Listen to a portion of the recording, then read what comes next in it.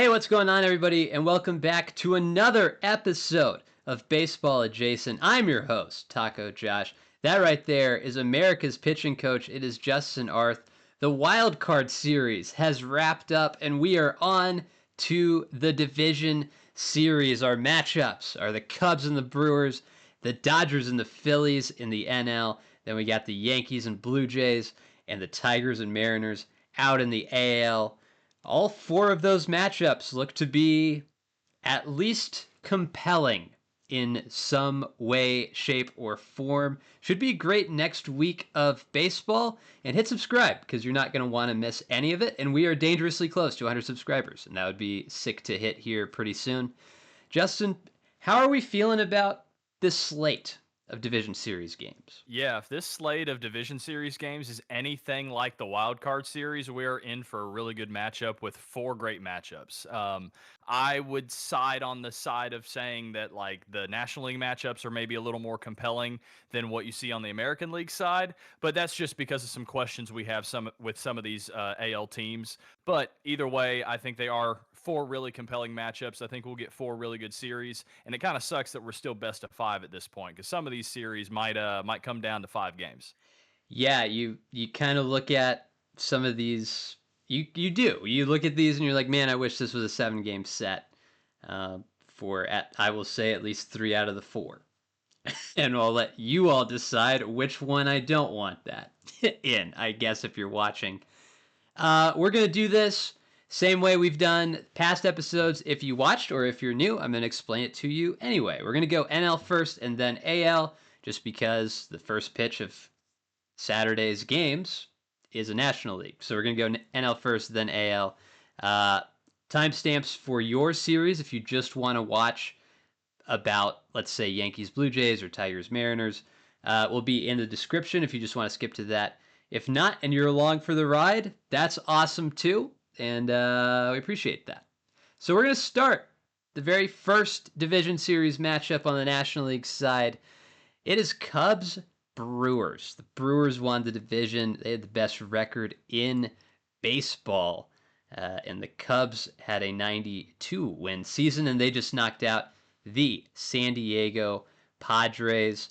Brewers obviously have home field. What do you think are going to be the keys, I guess, or what are you looking for in the series? Yeah, I honestly feel like this is a series that pitching is truly going to decide it. And a lot of it, I've looked at some of the history here. So the way like the Brewers are going to line up, they've already announced that it's going to be Peralta, Priester, and then potentially Quintana in game 3 coming off the injured list, which then sets up Peralta and Priester again for games 4 and 5 for Milwaukee. And where I think there could be at least a little bit of intrigue here would be Quinn Priester and his career ERA in 3 starts against the Brewers in his career. He's got a 6.28 ERA in 3 starts. And obviously a lot of it was that May 2nd start that he gave up 7 runs. And has only been 3 runs total in 2 starts in the July and August series. But you've seen this Chicago Cubs lineup that is not very different than the lineup that faced him in May, in July, and in August. And they've been able to put runs up on him.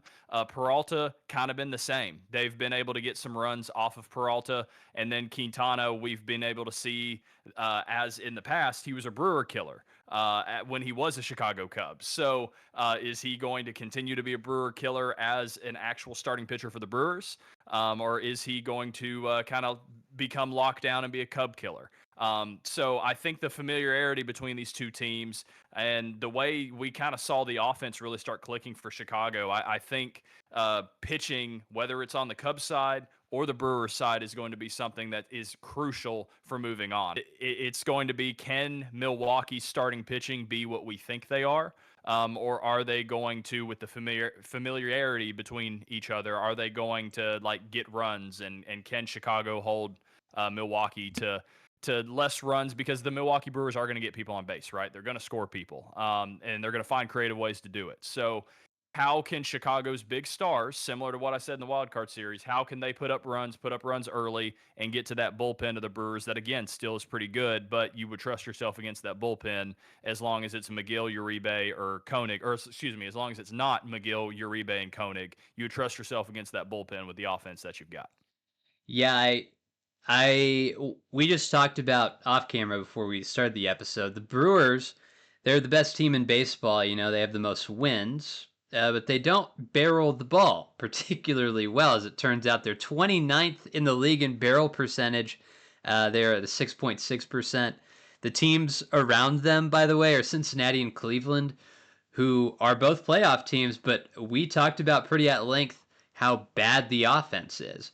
So I do Yeah. wonder if at some point the Brewers offense starts to regress a little bit because they are really good at being aggressive on the bases, taking the extra base, playing some small ball, they're slapping hits around.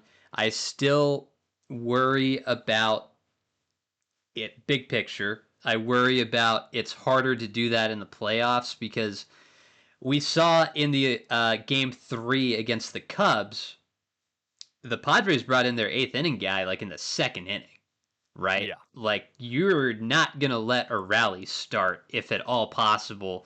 And there's some wild strings that are pulled. Like sometimes you do see a closer like in the fifth, right? If they need to get out of a big jam and you piece it together later, that you don't see in the regular season, right? So part of me worries about that. Part of me thinks it's going to be fine though, because it's the Brewers and they've been doing it all season, and it seems like that recipe is working for them a little bit. I'd like to talk about the Cubs for a minute. PCA finally kind of locked it in that last game. He had a 3-hit game in the elimination game against San Diego. Michael Busch had a 3-hit game, including a homer. That's a big reason that they won. Um, so it seems like the lineup's finding it ish. Carson Kelly hit a homer, I believe, in game 1. Seiya Game one. Yep. Suzuki hit a homer. Uh, so there's Shout out Mike pieces that Smith. are finding it, but it wasn't like Yeah. overwhelming offense against the Oh Padres. yeah. Well, and that's the thing too. I kind of mentioned it in my first preview of this series. The offense is finding it, but again, their pitching and defense was good enough to kind of keep the Padres down to where then the amount of offense they got was good enough, right? So it's just this offense overall looks fairly good unless your name is Matt Shaw or Ian Happ. So I'm really more concerned with the Ian Happ being in the 3 hole hitting 091. But again, I also mentioned the team being 1-11 with runners in scoring position in the wild card series. It was good enough because you had the big hits from Suzuki and Kelly and some of the other guys that were able to put things out there. But not being able to get runners in when you have runners in scoring position, especially with a team like the Brewers that have solid pitching, that have a really good back half of the bullpen, that can create runs out of nowhere because of just how they play the game. It's going to be imperative that you get better with runners in scoring position than what you were in the wild card series. And Dansby Swanson was the star of game 3 defensively, but he still had some good hits offensively. Same thing with PCA. It looks like he's piecing it together. He's getting his front foot down quicker. The eyes are staying more level. He's able to actually piece a ball and drive it into right field or right center, really. So those things look good if you are a Chicago Cubs fan. But yeah, I mean, this offense does need to take a step up. But if they perform the way that they've performed there, just improving on the runners in scoring position, and they get the pitching that we saw in the wild card series, I think they'll be fine. Yeah. I guess give me a winner. Give me an official prediction here. Brewers, Cubs. It's 5 games set. Who do you got? Yeah, so you look at the season series, and I know the season series does not mean anything in terms of a playoff scenario, right? The Cubs won that 7-6. So this is going to be a close contested matchup. The way the pitching rotations are going to go, like I said, was Peralta, Priester, Quintana, then Peralta, Priester in 5 games for the Brewers if they go 5. And then for the Cubs, it's Rhea, Boyd, Imanaga, Tyon, and then goes back to Boyd. You look at how a lot of this has gone. I think with the Cubs being able to piece both Peralta and Priester at times this season, I think gives the advantage to the Cubs. And so what I'm going to say is I'm going to say Cubs in 5. And the reason why I say Cubs in 5 is because I think seeing Priester twice, I think is going to give the advantage to the Cubs. 6.28 ERA and 3 starts against them this year. I think they do enough to piece them together in the two decisive games of game 2, game 5 to go ahead and take the series there. So I'll say Cubs in 5. Okay. Uh, I'm gonna go opposite of you. I think I'm gonna go Brewers here in 4. I trust the roster a little bit more, right or wrong. Um, I think I like the pitching of Milwaukee a little bit better than I like the Cubs pitching, and I think that matters. I think the roster at some point is going to run into a staff potentially where the hitting singles all over the place doesn't really work and taking the extra base, but I think it'll be okay against the Cubs, specifically because they've played each other so many times. I mean, they've seen each other 13 times and we haven't even started the series yet, right? So you're going to be pretty familiar with whoever is on the mound throwing the ball to you, right? So I think eventually that'll catch up to Milwaukee, but I don't think it happens here. Sorry, Jeff. It's going to be Brewers in 4, is my official prediction here. But I guess Well, let us Jeff, know. I'm on your side. I'm not on the side of your heart, but I am on your side in terms of who wins. So Yeah. Cubs in 5, baby. Uh, yeah. So let us know down in the comments. Who do you think is going to win the series and why? Let's stick in the NL. We're going to go on to Phillies Dodgers in what could have been an NLCS that we all would have been pretty thrilled about, I think, in a 7-game set. We get it in the NLDS, though, in a 5-game series. Um, I mean, both these teams, we don't need to talk about either of them, really. Both of them, the Dodgers are the team that was supposed to break baseball. They got in as a 3 seed. They handled Cincinnati pretty handily. Phillies coming off a bye. We all know Phillies lineup because it's been the same for what feels like a decade. um, who do you got, man? What are you looking at for this series? Yeah, I think for the Philadelphia Phillies, funny enough, they're going to be throwing only lefties unless Aaron Nola somehow makes this roster. So they're going to be throwing lefties all 5 games with Sanchez, Suarez, Luzardo, Sanchez, Suarez. Is the way that would piece together. And I will say when you look at the Dodgers again, their numbers against left-handed pitching and the number of games that they had faced left-handed pitching looks just as good, if not better, than their right-handed pitching. So I'm not necessarily concerned. But the stat to bring up is the Dodgers have like a 60 or like a 600 something win percentage when they play against right-handed pitching in the regular season. They were 514. Again, it's still over 500, but 514 against lefties. And so it is at least something to throw out there. It may not mean anything at the end of the day, but the Dodgers are only going to face lefties in terms of who they're getting in starters. And Robert Suarez or not Robert Suarez, Ranger Suarez, for example, has been lights out in the postseason. Like he's got a 1.94 ERA in the postseason, I believe.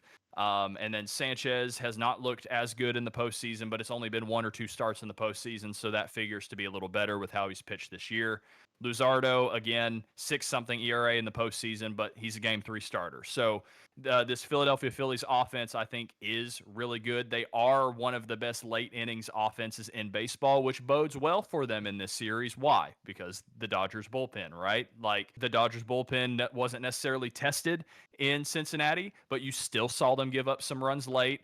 Overall, they were fine. They were better than what they were in the regular season the last month. But there still is at least something to be concerned about with them being in this type of series, a series that we expect to be the NLCS that happens in the NLDS. On the Dodgers side, like everything that you thought could go wrong for the Dodgers did not go wrong, and now you don't feel like there's an issue at all. The offense was explosive, 18 runs in 2 games. The question is against better pitching, you could potentially say, like, again, Cincinnati had a great staff, but they didn't throw Andrew Abbott. Question why, but we're not going to talk about that as a recap. 18 runs in 2 games. Can the lineup continue to produce at that level? If you can produce at that level, you're probably not seeing the back 2 guys of Duran and Strom from the Philadelphia Phillies. So if you can keep those two guys out of the game, and then you're facing Romano, who actually probably still hurt, so you're not going to face Romano. But if you're facing any of those other guys in the bullpen, you'd probably be fine in Philadelphia. Everyone in that lineup for the Dodgers is hitting except for Andy Pages and Max Muncy. So I think this is just two juggernaut teams with two massive lineups of superstars, and which set of superstars are going to be more consistent in this series. So my key for that would be the stars. Like, what stars are going to show up? Is it going to be Schwarber, Harper, Turner, or is it going to be Ohtani, Freddie, Mookie, and even anybody else you want to name on that Dodger lineup? So what stars are going to show bright or shine bright, and whoever has that in this series, I think, comes across as the winner in this series. I'll give you a weird stat before we pick winners. In the last two seasons, the two teams that are tied for the most victories in baseball are the Dodgers and the Phillies. They both have 191 wins. So it's just funny how baseball lines up sometimes. I don't know. Like, it's interesting to look at lineups and compare them, right? Conforto's kind of come around for the Dodgers lately. The overall season stats aren't incredible, but in the last, let's call it 3 weeks, he's been better than he was the rest of the season. Tommy Edman has been objectively bad, but we remember him last postseason Playoffs. was incredibly good, right? Freddie Freeman always seems to step it up in the World Series. But then on the other side, for the Phillies, right? Like Bryson Stott, we've all seen the like no announcer fan audio grand slam clip that he hit against Miami or whatever that was.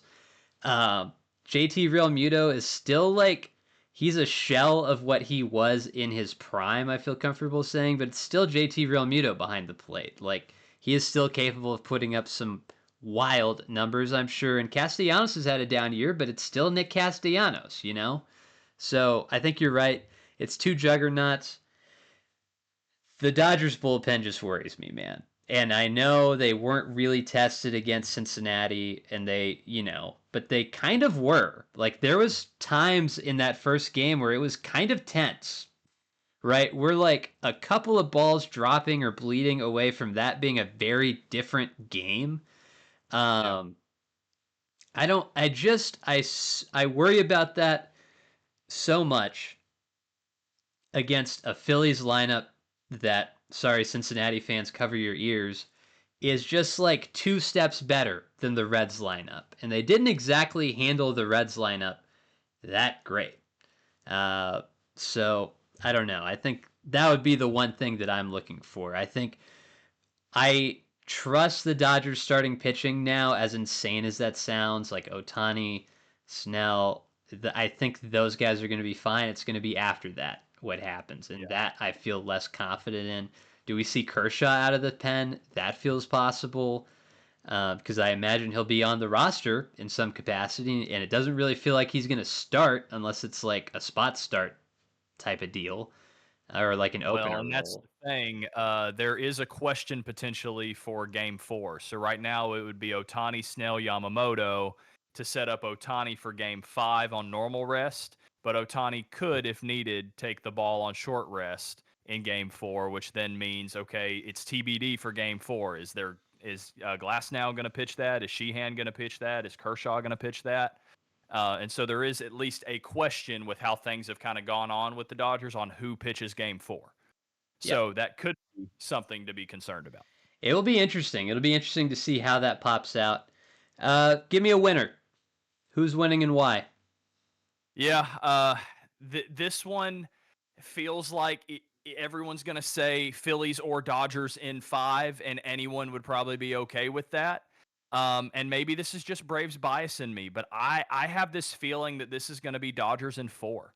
And Huh. a lot of why I think that is just because of who the Dodgers will be throwing with the starting pitching and how explosive this offense has been. I have at least a little bit of a feeling that if one of these teams is going to be hit by this whole like bye week hangover, the Phillies could very well be that team. We've seen Christopher Sanchez get hit around at times. We've seen Ranger Suarez get hit around at times. Both, I think, are outstanding pitchers. Jesus Luzardo has been hit around in the playoffs. So I feel like with this offense for the Dodgers, unfortunately, is getting hot at the right times in terms of hitting big home runs. Their stars are getting hot. Mookie Betts, I believe, if I scroll back up to my stats here, Mookie Betts has a 667 or 667 batting average with 3 doubles and 3 RBIs.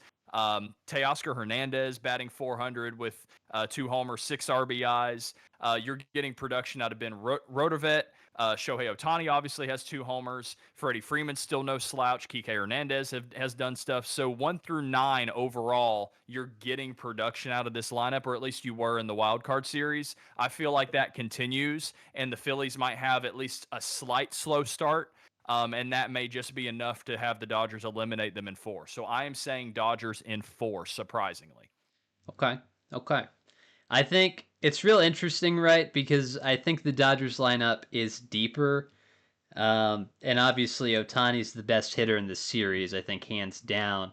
But it is very funny to me that the Phillies have the NL home run leader, the NL RBI leader, and the NL batting champion all Yeah. in the same lineup. And we're like, no, that's the worst lineup. Like, think about how insane that is, first Yeah. of all. I I just super don't trust the Dodgers bullpen. I think that is going Don't either. to cost them a game at some point in this, right? At some point in this, no matter how you scheme it or whatever, Tanner Scott's going to come into a game and you don't know how that's going to go. Now, that could be in the 5th inning, that could be in the 7th inning, that could be like in the 8th, the ninth, whatever. At some point, he's coming in and it's probably going to be a fairly high leverage situation. Same with like Kirby Yates or any of the other guys. And I know they've been better at the end of the regular season.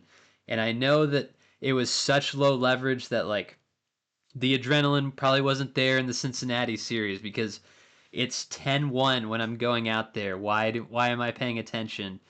Like I get all that. I don't trust it. I think that's been a big thing. I'm gonna go Phillies in 5. I think home field matters, especially in the city of Philadelphia. We've seen it in football, we've seen it in baseball, we've seen it in hockey. That is just a tough city to go into and win a game on the road. And if you're the Dodgers, you're gonna have to do that at least one time, and I don't trust that that's gonna happen. Yeah, and that's the other thing to throw into this too is like, okay, like I mentioned earlier with the Dodgers bullpen, right? Like the Phillies are the best late innings offense in all of baseball, which I think gives them a game in this series. Where I do have a little bit of concern for Philadelphia outside of just the potential bye hangover that I think could happen to them is I don't think Trey Turner's 100% healthy yet. And if Trey Turner is not 100% healthy yet and can run around the bases and fly, it doesn't matter if he gets on base as your leadoff hitter. If he's not able to extend and get that second base, the offense kind of runs through him taking that extra base and getting around a second to then give Bryce Harper that extra jolt, to give Kyle Schwarber an extra guy to mash in when he hits the homer. So I think the Phillies or excuse me, I think the Dodgers can live with a Kyle Schwarber home run, who, quick stat on Schwarber, has hit a home run in every postseason series he has ever played in. So, how many home runs over under is he going to have in this series? You can let us know in the comments below. I'm putting the over under at 2.5. Or maybe we can go 1.5. So, Josh, you take the over. Yeah. But either way, I do think the Trey Turner injury with the hamstring does play a strong factor. But like you said, home field plays a factor too. I've just got this weird feeling that the Dodgers don't really have an issue with their bullpen and things are right with the world. Do I think the Phillies are the better team? Yeah. But I do feel like the Dodgers are getting hot, and I really hate saying that. I mean, maybe the Reds are a get right series. Here's the last thing, and then we'll move on to the AL. The Dodgers bullpen this year is the 20th ranked bullpen in baseball. They got a 4.3 ERA, and you just said it. The Phillies are the best late inning hitting team in baseball. So that's, to me, that's what the series comes down to. Um, But I guess Yeah, let if you us can know if you agree or disagree down in the comments below. Yeah, if you can extend at bats, and that's going to be what the Phillies need to do. They need to have long at bats. They need to get their starters out of the game. And if you do that, I think it bodes well for Philadelphia. I'm just not 100% confident in that unless your name is Bryson Stott. Yeah, we'll see. We'll see. Let's move on to the AL. We have the Battle of the American League East. The Blue Jays are your 1 seed. The Yankees are going into Toronto. They just beat their arch rival, most would say, in the Boston Red Sox in 3 games at home. Cam Schlittler schlit all over him, and we are here now. So, where do you want to start with this series? I think this is interesting for a lot of reasons. Yeah, I think the biggest red flag I think we need to start at, and that's the Toronto Blue Jays starting pitching. They've announced who their starters are going to be. It's going to be Gossman, Bieber, Scherzer, which then lines up Gossman and Bieber in 4 and 5 to go off that, unless they decide to get you Savage a start in Game 4. That honestly really scares me. Kevin Gossman doesn't necessarily scare me, but he is still coming back from an injury. Shane Bieber and Max Scherzer really scare me with how they are currently. Bieber, again, has not been bad, but it's just, I don't think it cuts it enough, especially against a lineup, or at least guys like Judge and Stanton, and heck, even Volpe's homered. So it just doesn't bode me with any confidence with guys like Jose Barrios out, or Chris Bassett out. It really hurts their chances. Now, on the opposite side, for the Blue Jays, offensively, they are one of the best offenses in baseball. They slap the ball around. They don't necessarily hit for a ton of power. They don't have a ton of guys like Springer's leading the team in home runs with 32, and then Vladdy's got like 26. So they've got a couple guys over 20. And you've got guys that can mash, but I still think you got to see what Bo Bichette is coming back from injury and if he's really going to be a part of it. I think he will be, but you need Bichette in the lineup as well to extend that lineup, because it is one of the best offenses on paper in baseball. Whether it's Barger or Varsho or Bichette, Springer, Vladdy, like they can mash, they can hit the ball around, score runs. But I do think a really key factor to look at here is the Yankees' walk to strikeout percentage. The Yankees walk a lot of guys. The Blue Jays do not walk as an offense overall. The Yankees strike out a lot of guys, but the Blue Jays don't strike out really at all. They have one of the lowest K percentages in the league at 17.8% over the course of the season, while the Yankees average striking out 9 guys a game. And so I think that is a key factor there of getting base runners, whether it's the slap hits, the getting on base and moving guys over and just kind of rallying the way we've seen the Blue Jays do offensively, versus a pitching staff that's going to be Luis Hill taking the mound in Game 1. Then you get Fried, Rodon, Schlittler, and then Fried again in Game 5.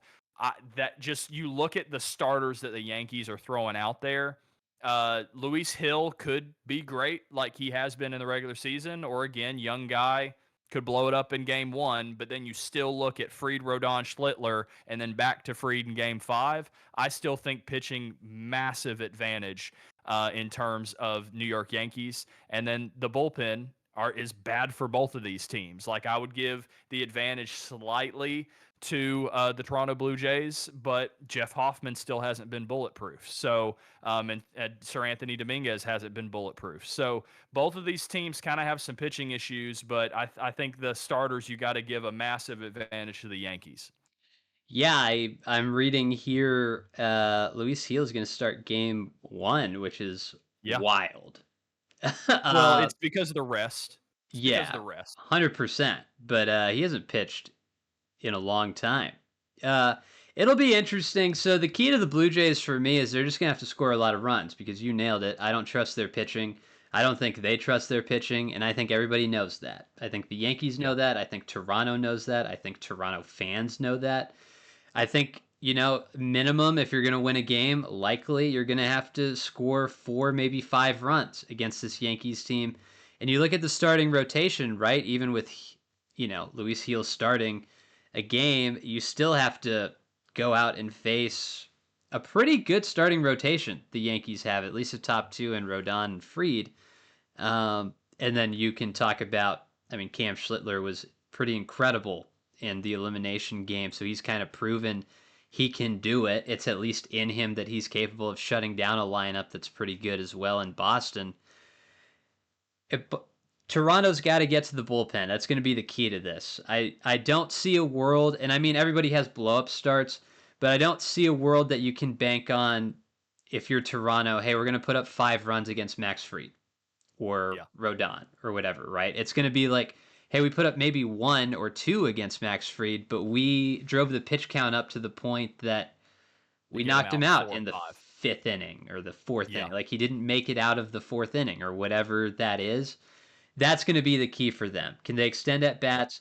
Can they foul pitches off? Can they, make a 4 pitch strikeout, let's say an 8 pitch strikeout? Or can they make a 5 pitch whatever, an 8 pitch whatever? Like, can you get those extra pitches, make them burn bullets to where they have to go to the pen earlier? And then I think there's a shot. But I don't think you can go in and just count on scoring a lot of runs against really any of the Yankees pitchers that I would anticipate them seeing between Heel, Rodon, Fried, or Schlittler. Yeah, well, and the other thing too, just bringing it up too, like we've seen Anthony Volpe be better defensively. Some of it was actually some of the like the balls coming off the heel of his glove actually kind of saved him from potentially making an error is one I vividly remember. So we got the benefit of the doubt there. But I do think for Toronto being a super high average hitting team, if they can hit the ball on the ground hard and force this Yankee defense to make plays, that could be an X factor for them too to get runs. Like that might be something that, okay, I'm bringing it back to T-ball here. Just put the ball on the ground and good things happen. But in reality, that's baseball. Put the ball on the ground and great things happen. So, I mean, there's a shot. It's just I don't trust the pitching that Toronto's throwing out there. And so they are going to probably need to score 5 or 6 a game because this offense for the Yankees has not been terrific, but they're not bad either. And the stars that they have can turn it on and start mashing at any time. Judge has been good. Stanton has not. But we know what Giancarlo Stanton is. So, and then Cody Bellinger has been okay, but he still hasn't turned it on. Jazz Chisholm's been okay, but hasn't turned it on. So you've got guys that can turn it on at any given moment. Trent Grisham is still there, pride of Richland, Texas, or Richland, Texas. So it's something where if you get the ball on the ground and force this defense to make plays, you might have a shot. Yeah. I'll give you another underrated thing that I think sways the Yankees' way. Um, we talked about last time, the Yankees don't really control the running game that well. Yep. Toronto doesn't really run. I mean, they Yeah. have 3 guys that have double digit steals this year, over the whole year, and that's Jimenez, George Springer, and Miles Straw. I wonder about. I don't think that's going to be a factor, and I think that helps the Yankees because I think now, not a knock on Austin Wells, but Ben Rice is the better hitter. If you can Yeah. throw him back there and you don't necessarily have to worry about as much the Blue Jays just running all over the place like Boston would. Like if Trevor Story gets on, Trevor Story got on in game 1 and it was the most telegraphed steal of all time. And Still on. the Yankees could do nothing about it, right? Yeah. And there's not really that guy on Toronto. So I think it opens up lineup decisions for the Yankees. Like, hey, Ben Rice could catch, say, a Rodon or a Fried, versus having to put Austin Wells back there to have a hope. Because Rice is the better hitter, and then that lets you open up a DH spot, right? So it lets Goldschmidt play instead of Ben Rice trying to play first, which he's also not very good at. But it opens up like avenues for the Yankees to get in their better hitters, and I think that just favors the Yankees even more. I'll go with my pick first. I'm going to pick the Yankees in 4. I think we talked about it last episode in the wild card preview. I thought whoever was going to win the wild card series is going to win this series. I'm sticking to that. I think the Yankees are just on paper the better team. I think the pitching is better. I think the bullpen is like slightly worse, but the Blue Jays bullpen isn't like incredible. I don't know if that's like a tangible difference. I like the Yankees lineup a little bit more. It's a little deeper, I think, than Toronto's. I think the Yankees have multiple ways that they could potentially beat you, and Toronto just has one way that they can beat you. So I'm going to go New York in 4. Yeah, I'm gonna agree with you. I'm gonna go Yankees in 4. Toronto has all the stars and the offense to win this thing, but I just don't trust their pitching at all to go deep into games, and then that's gonna give way to a bullpen that is at least hittable. Like it's good, but it's hittable. So it the stars in the stars for the New York Yankees, I think, are starting to hit like we saw in the wild card round, and they're just going to continue to hit and turn it on to another level. So give me the Yankees in 4. Yeah, it's let us know down in the comments who you think is going to win, but I don't know, like we talked about we're writing off Max Scherzer, but I've seen Scherzer do some pretty insane things in the playoffs. So does he have one more vintage start? Maybe. I don't know. Like anything can happen. That's the fun part about baseball. I just think I don't know. I have a hard time seeing the Jays winning a game 2-1 in this series or Yeah. 1-0 in this series. And I don't know. I think that's important to at least have that as an option when you're trying to win a playoff series. And that brings us to our final series of the divisional round. And that is the Detroit Tigers taking on the Seattle Mariners. The Tigers squeaked by Cleveland in the wild card round and also in the division race, I guess. They survived, and Seattle won their division, got the bye. They're going to be rested. What are some things we should look for in this one? Yeah, we'll start with the Detroit side because they've obviously eliminated Cleveland and moved on. I think their pitching needs to be amazing.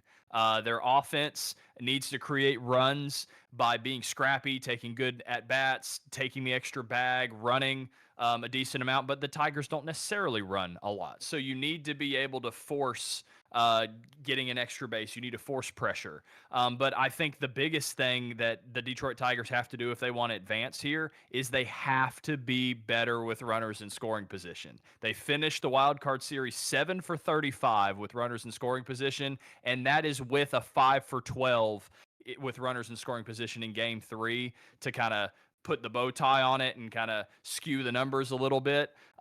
They were not good at all. They were 2 for 23 in games 1 and 2 total with runners in scoring position, and that is not good at all, especially if you want to win postseason series, especially when you're seeing an offense like the Seattle Mariners have here.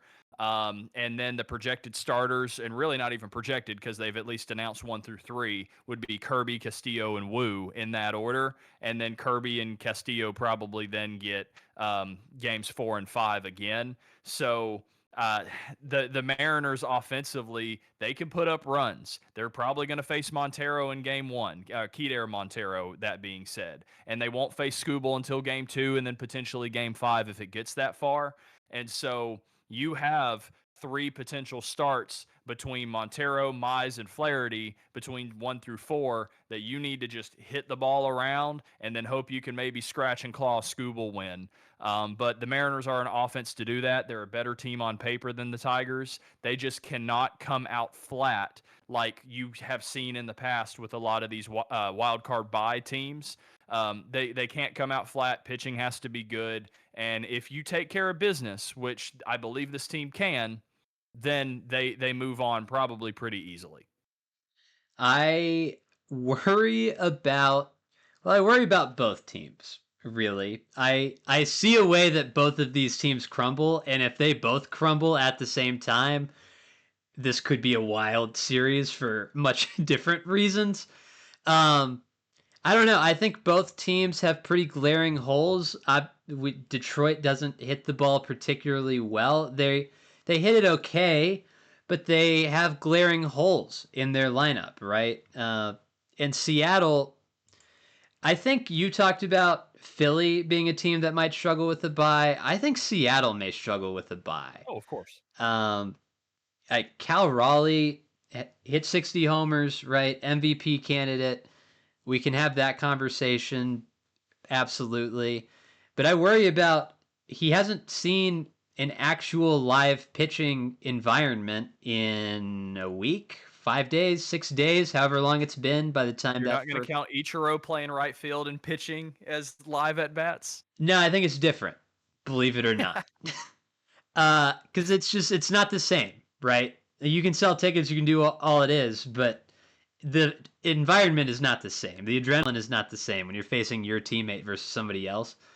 Um, and I just worry about that for Raleigh and for Naylor and for Randy and for Julio. Like, I worry about like a slow start. It helps that they're not facing Scooble game one because that might be a disaster and then you're reeling immediately.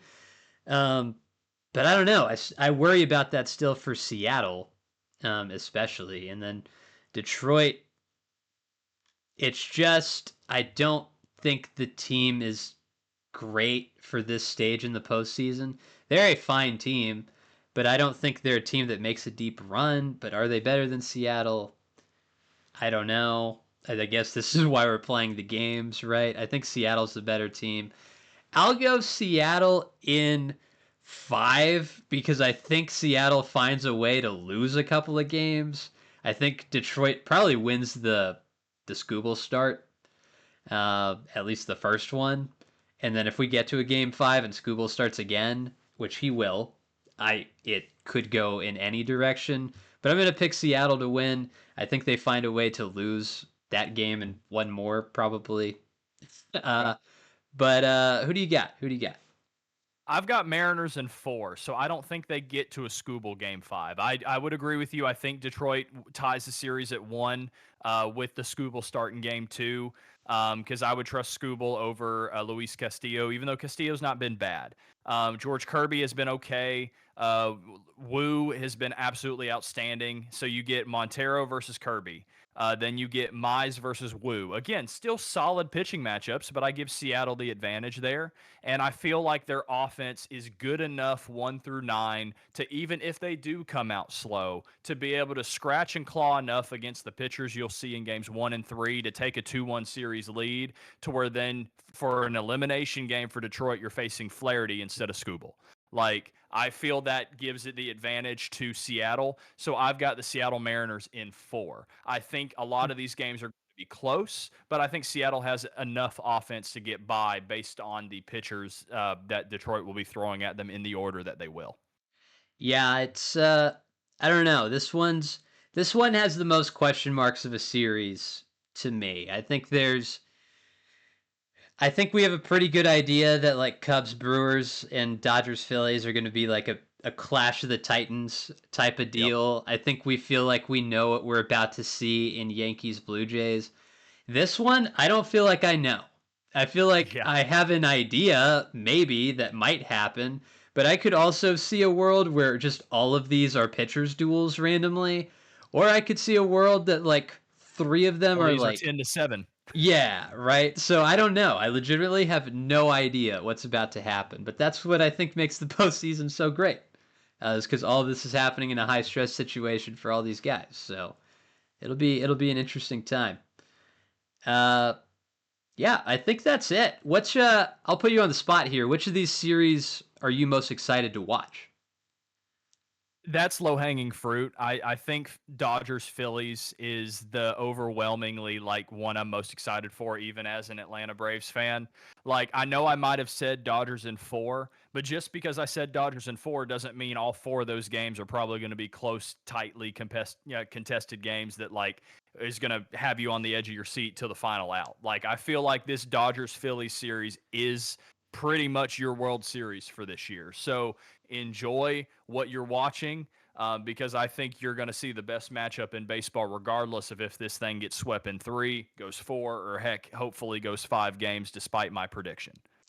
Yeah, that one obviously. I'll go the other NL one. I'm real interested to see what the Brewers bring to the table against the Cubs. We've seen it 13 times, and there's been some pretty electric matchups this year, and obviously they're even if the Cubs lead 7-6. I think that has the opportunity, even though there's maybe not the name value on both sides, to be the most entertaining series that we see as far as back and forth goes. I guess if you're watching at this point, let us know which series you think you're most excited for. The caveat there is you can't pick your own team series. All right, be different. Don't be a homer. To end the video, Justin's going to give you a player to comment or a phrase or whatever comes to his mind, and then we're going to go watch some baseball.